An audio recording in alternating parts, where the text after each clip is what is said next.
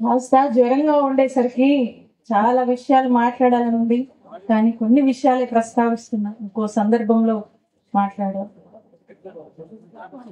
చిలకలూరిపేట నియోజకవర్గంలో ఎవరిని అడిగినా చెప్తారు, ఇక్కడి నుంచి స్టేట్ వరకు 2014 నుంచి 2019 వరకు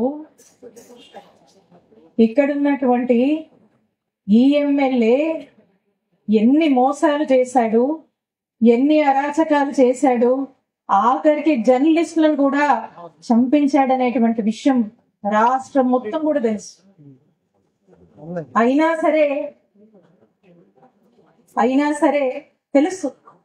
సరే ఆ రోజున మీరు నిలబడి మీ రజనమ్మ ఇక్కడ జగనన్న ఆశీస్సులతో మనకి ఇక్కడ అవకాశం వచ్చి ఇక్కడ నిలబడి పోటీ చేసే అవకాశం వస్తే అలాంటి అరాచకాలు, అక్రమాలు, అలాంటి ఒక మూర్ఖుడిని మీరు ఎదిరించి నిలబడి మీ రజనమ్మని గెలిపించారు.